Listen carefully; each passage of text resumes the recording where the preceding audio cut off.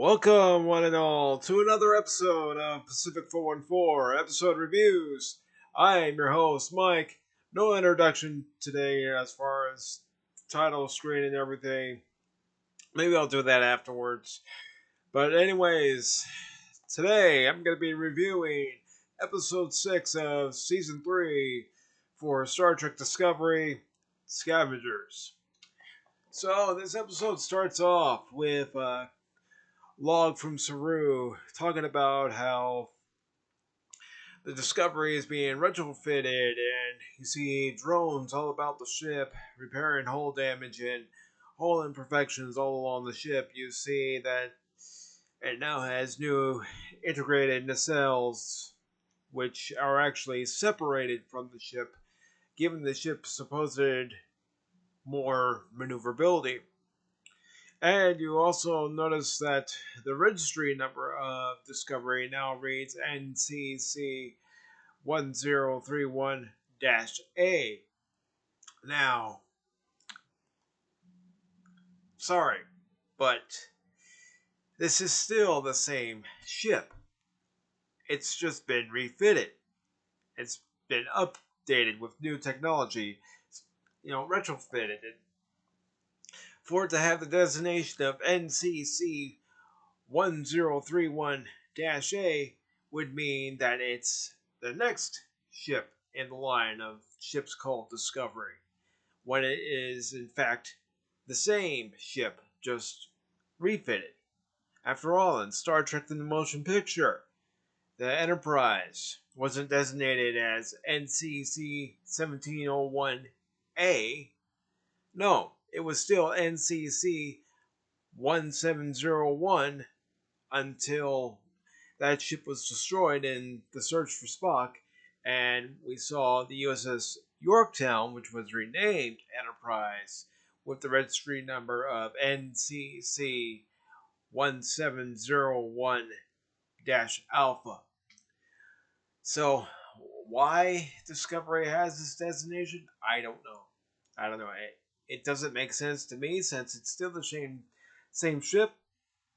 And, as far as the interior is concerned, that's all still the same. And, there's a meeting between the Admiral and Saru talking about what Discovery's done since last time we saw her last week. And, the crew's being briefed on their new comm badges slash transporters slash tricorders and all the technology that's been integrated into Discovery. Although it still looks the same, they do mention the fact that the consoles respond to their touch and their feel. Basically, it can read their emotions practically.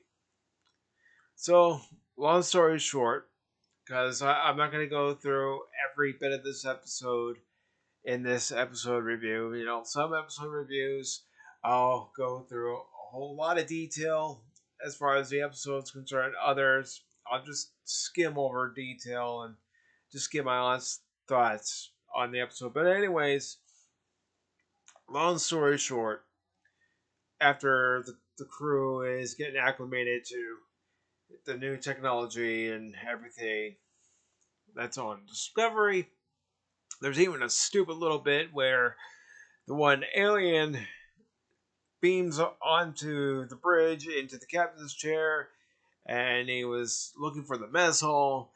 It's basically Discovery's attempt to be the Orville. Discovery, you're not the Orville. The Orville is written by people that know how to do comedy and also know how to pay proper tribute to Star Trek.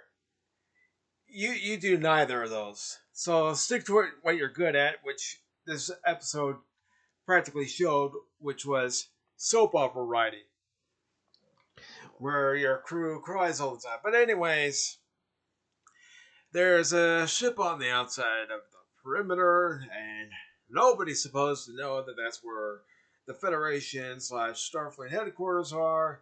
So they're getting incoming help from this ship, and it turns out to be Grudge the cat, Booker's cat, and Booker is now on a planet that's run by the same syndicate we heard about and were introduced to in the first episode of the season. And Booker is basically being held captive there and has to work in this area against his will. So, Michael Burnham and Saru are in the captain's ready room, and Michael Burnham wants to go rescue Book, but Saru says we've got another mission that the Admiral wants us to go on to. We have to be on standby because we have support drive and everything. And we're the only ship that can respond because of the fact that we have the support drive. But Michael Burnham, being Michael Burnham, forget the chain of command, forget about making your captain look bad, because that's what she ends up doing. She's going to go off on this mission, regardless of what her captain thinks or what the head of Starfleet himself thinks. And who does she recruit on this mission? Georgiou. Now, the interesting thing about Georgiou in this episode is she had a couple instances where she was having a flashback. And what that flashback was, because I'm not going to give you bit by bit of the episode, I'm going to be jumping all over the place with this review. If you have already seen my previous reviews, you know I jump all over the place. But anyways, Georgiou sees a flashback, and what it is, it's her flashing back to the Georgiou of the universe that Discovery belongs to. And back to the moment when that Georgiou is killed back in season 1. So she's getting, those images, and she even blacks out for a moment in a key moment of the episode. But anyways, getting back to where I was, Burnham recruits Georgiou. They end up taking Booker's ship to go to this planet where he's on, and they leave Grudge the cat behind, and Tilly ends up finding Grudge in Michael's quarters, and she ends up saying she doesn't like cats, going through all this stupid, needless little bit, and then what ends up happening is, in this episode, we see Georgiou and Burnham get to this planet. They land Cleveland Booker's ship, and they, introduce themselves after they're hailed while in orbit of the planet, surrounded by various starship debris. And they're told that this belongs to Silas, or whatever the character's name was, and saying that this is Silas's territory. If you don't have any business being here, get going. And of course, Georgiou, and this is before they come down to the planet on the ship, says that they have dilithium and they want to come around and look at a few things. Well, they end up going down, like I said, and they end up looking at a few things. One of the things you see is a Type 2 phaser, probably late 24th, early 25th century. And, they say that they want something that has all the parts to it, because that phaser doesn't have all the parts to it. And of course, Georgiou pulls out a tricorder from Discovery, and of course it has all working parts. They've only been there for maybe a few weeks at this point, maybe a month at this point. And all in all, they're on this planet because in Booker's message, he mentioned that there was a black box that might help Michael Burnham find out the cause of the burn. And she already has 2 black boxes from 2 different ships, which she mentioned to Saru before she left on this mission. And she says that maybe these black boxes can help triangulate the exact point of origin as far as when the burn occurred, when all the dilithium in the universe exploded. Because from the other two black boxes that she already has, apparently the time on those black boxes is different. So it didn't occur all at the same time. So that's one of the reasons why they're there on this planet, because Booker says that he has found another black box that might help Michael Burnham find out the exact point of origin for the burn. So they end up going around. We're, of course, introduced to this Orion guy. Again, didn't pay attention to his name, didn't care. And also this Andorian who, because he tried to organize a revolt against the syndicate, he lost his antennae. So he's going around with no antennae. He's putting these trackers and the people that are there against their will, of course. And he's trying to be sympathetic, empathetic, because he seems to genuinely feel bad for what he's doing. But I suppose since he already had his antennae clipped off, that he's intimidated and he feels that if he doesn't do what he's supposed to do, he's going to be killed, because at one point they mention a barrier that's there to prevent anybody from escaping. We see this Bajoran, and also Bajor is actually mentioned in this episode, but it was nothing really of note. At least when I was watching. I've seen this episode twice. At both times, it just didn't seem noteworthy to mention Bajor. I think they just threw it in just for the sake of throwing it in. But anyways, there's this Bajoran on the planet who's there also against his will, scavenging for parts and whatever they can find. And the one Orion dares him to run toward the barrier and says, maybe the barrier's up and operational, maybe it's not. So the guy keeps running, he hits the barrier, his head's decapitated, disappears, disintegrated, and he's dead. And it's basically to keep everyone else who's there in line. But long story short, again, in my reviews, I'll probably say long story short when I don't want to give away too much of the episode, but I want to get to at least some of the points of the episode before I get to what I thought of the episode. Long story short, Michael Burnham and Booker are reunited.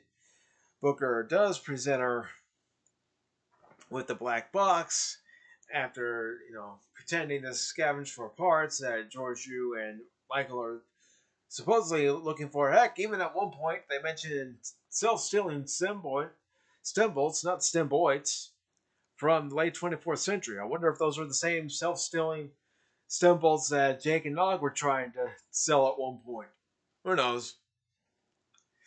But anyways, Booker presents Michael Burnham with the black box, and people become suspicious, and Booker's shift doesn't end for 45 minutes, and Booker asks Michael, how are you going to get us off this planet? And my shift only ends in 45 minutes.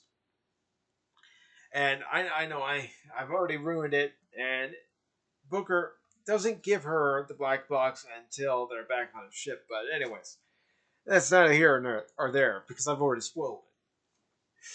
But anyhow, long story short, people become suspicious of Giorgio and Michael Burnham. They even have a drone following them, and it's a good sized drone. It's a fairly good sized drone. I'm thinking, okay, this is 31st century. I don't think a drone would be that bulky and that size by the 31st century. But what the hell do I know? So, anyways, this drone's following them. Michael Burnham picks up this piece of titanium alloy and hits the drone, and she and Giorgio wonder how long it's going to be until they're noticed. Of course, alarms are going off, and everybody's revolting. Everybody's making a run for it, and Giorgio manages to pick up two pieces to create a distraction, a weapon that they can use. And before they can even escape, they're surrounded by the Orion guy and the Syndicate.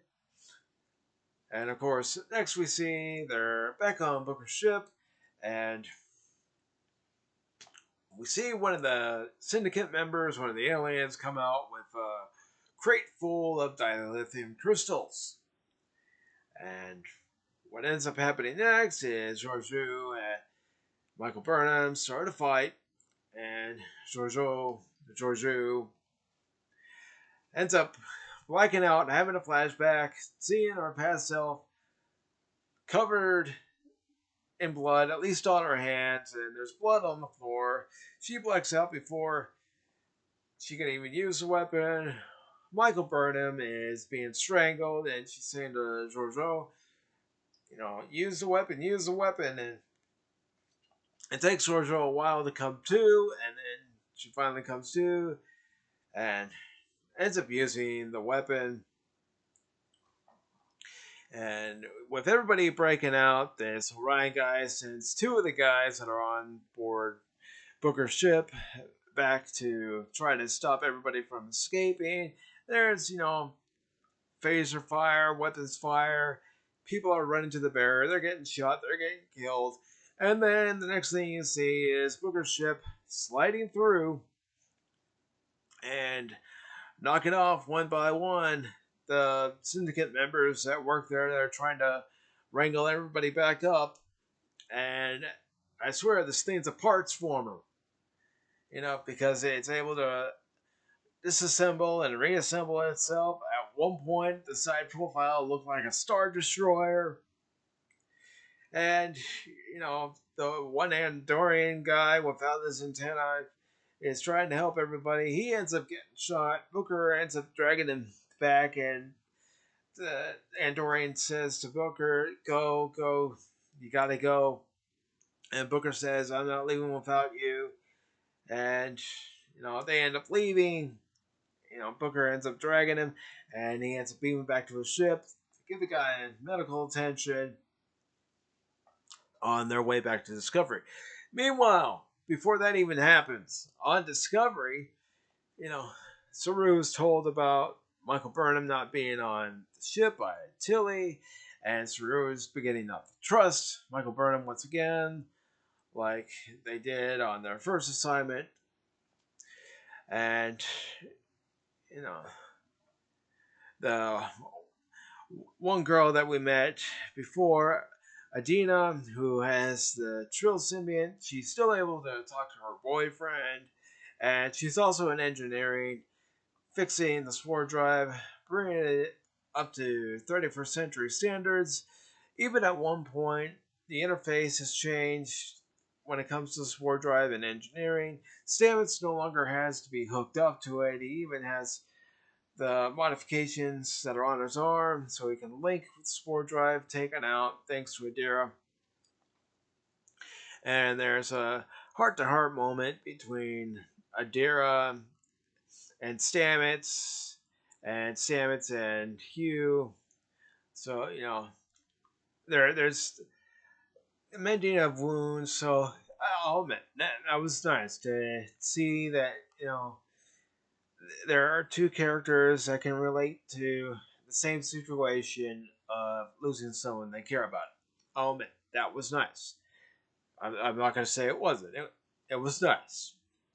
But, again, Discovery still suffers from the same problem. Soap opera type writing, where it seems like every scene, and I know it's not every scene, but it certainly seems like it's every scene where they're crying each and every moment. They get a close up. It's like, okay, we got a close up here. The script says shed tears, so shed tears. So, anyways, what ends up happening once Michael Burnham returns to the ship is she is reprimanded by the admiral in charge and Saru. She is no longer Saru's first officer because Saru feels that because she goes off on these missions against her captain and does it on her own, jeopardizes the safety of not only herself but whoever she brings along. And makes her and the crew of Discovery look like they can't be trusted, Saru tells her, I can no longer have you as my first officer. From now on, you're back as science officer and only science officer. And the last thing we see is Michael Burnham grabbing her comm badge and just looking at it. So it makes me think that possibly episode 7, somewhere down the line before the season's over, Michael Burnham's going to go rogue because she wants to find out the cause of the burn. And even the Admiral tells her, right now, we can't worry about what happened to cause the burn because we've got all these other issues happening. We've got an issue with the syndicate happening. Talks are breaking down. Right now, Discovery is the only ship that can get there in time to at least try to save these peace talks. And you're making your captain look bad. You're making your crew look bad. And as far as I'm concerned, each and every mission, you got to prove yourself because they are no longer in the same Starfleet, the same Federation that they were in the 23rd century. I mean, that might be a bit of a stretch as far as I'm concerned because the Starfleet I saw in season 1 and 2 of Discovery is, a pale comparison to the Starfleet we see in the original series movies, Next Generation, Deep Space Nine, Voyager, heck, even Enterprise. That Starfleet was still like the Starfleet we're very familiar with. But this is I I'm just gonna come out and say it. I'm gonna concede the fact that this is new Star Trek. This is how it is now. I may not like it, but this is how it is. I'm still gonna watch the series to give these reviews, and maybe like last week, I'll see another episode where I'm actually going, it wasn't half bad. Because that is how I felt after last week's episode, and I even said so in last week's review. That it wasn't half bad. I did mention the fact that it still had some of the same problems that Discovery tends to have, but it wasn't half bad.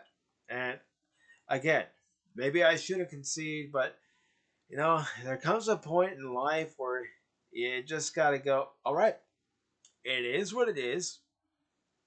I'm just gonna look at it, take it for what it is, and not let it bother me so much.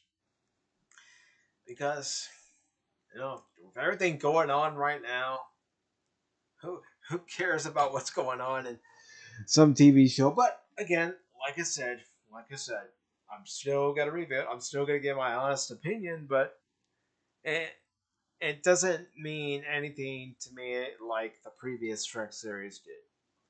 I'm gonna state that right here, right now. This series doesn't mean anything to me like the Next Generation, Deep Space Nine, Voyager, Enterprise, the original series did. Picard doesn't mean anything to me like the Next Generation did because they like to pawn it off as Next Generation sequel series, which it's not. It's not in any way, shape, or form. You know, Next Generation was inspirational. Picard, not so much. And Lower Decks, I don't find it funny. It's just not my brand of humor. I don't mind slapstick. I don't mind dirty jokes every now and then. But Lower Decks is not my brand of humor. But then I haven't seen Rick and Morty. A lot of people like Rick and Morty. I've been told by people I should watch Rick and Morty, and I'm just not interested.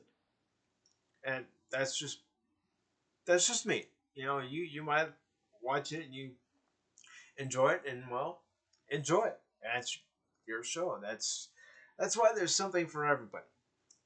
I mean, heck, you're watching this on either the YouTube channel or the Twitch channel.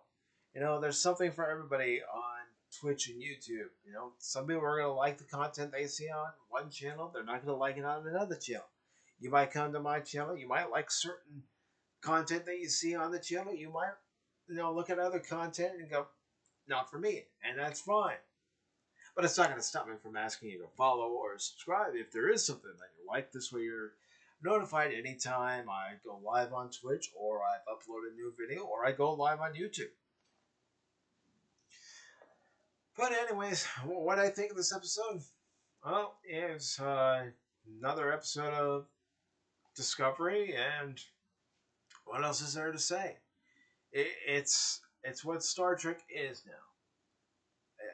Doesn't mean I'm happy about it, because I'm not. I enjoyed the 18 years of Star Trek that I got from Next Generation all the way to Enterprise.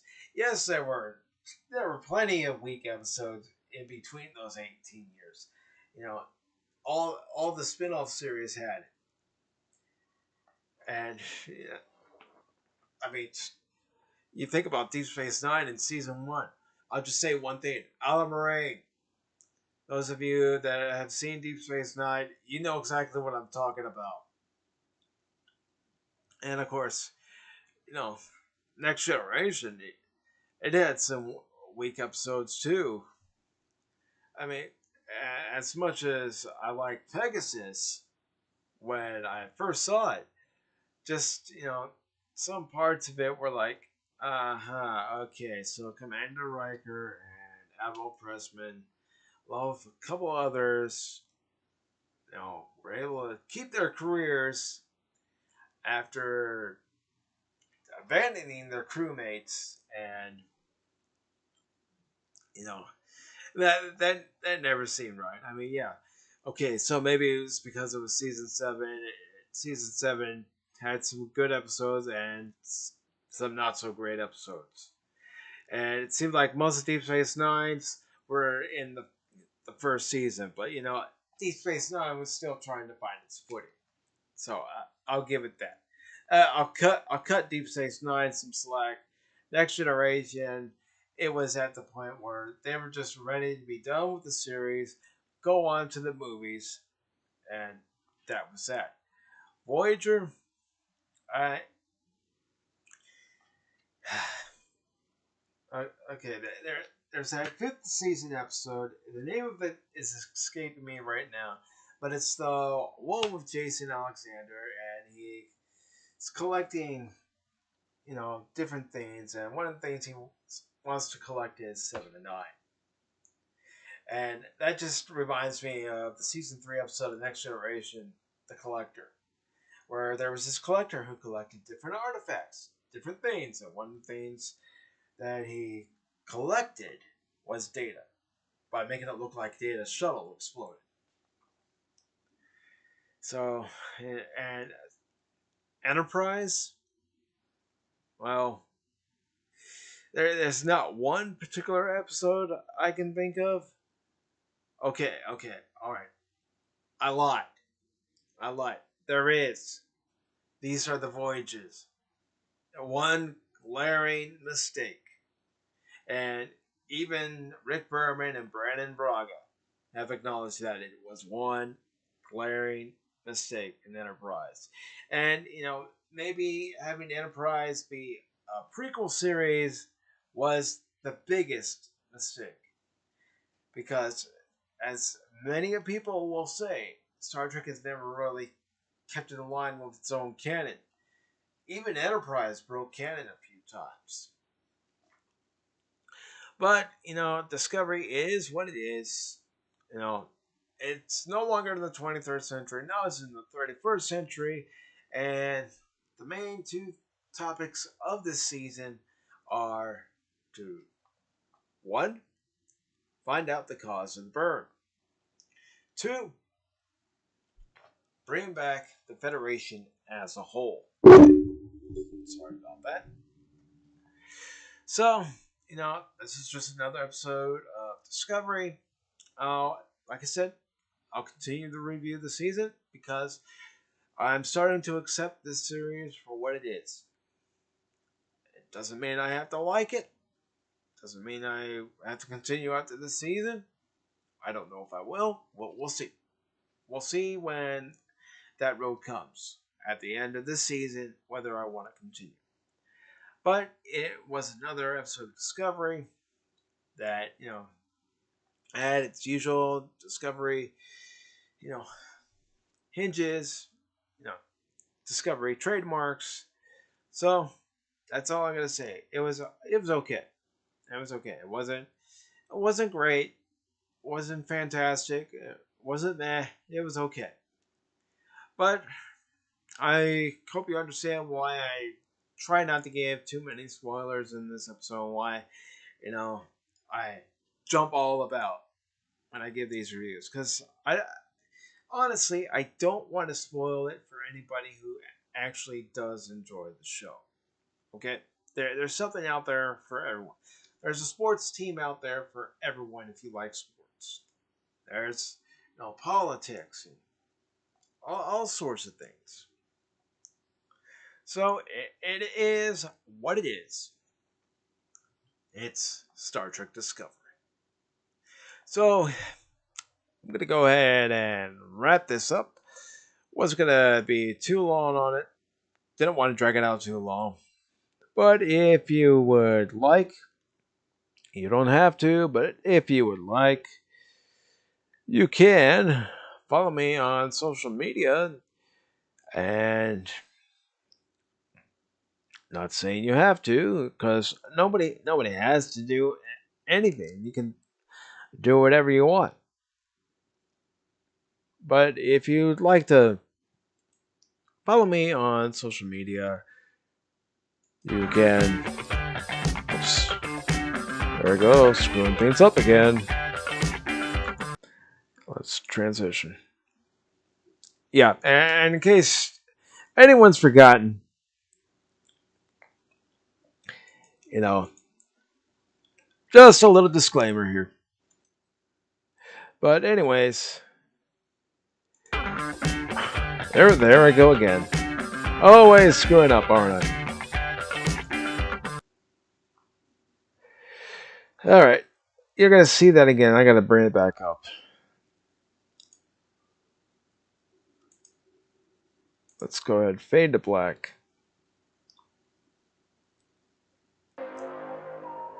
And yes, I'm just gonna do a plug here. Tune in for Friday Night Frontiers tomorrow as well. But alright, there it goes again. For some reason it doesn't want to switch over when I'm trying to switch over to my plug for so where I screw up. Now the stream where I screw up. Isn't that great? But anyways, you can follow me on Facebook, Instagram, and Twitter. You can follow me on the PACIFIC414 YouTube /Twitch Facebook page. You can also follow me on Instagram at Pacific_414. And you can follow me on Twitter at Pacific414. So if you like what you saw here, thank you. If you didn't like what you saw here, that's alright too. And if you thought it was pretty funny seeing me go through the transitions and none of them work, well, glad I can entertain. So, this has been Mike for Pacific414 episode reviews. Thank you all, and I will see you all later. Take care.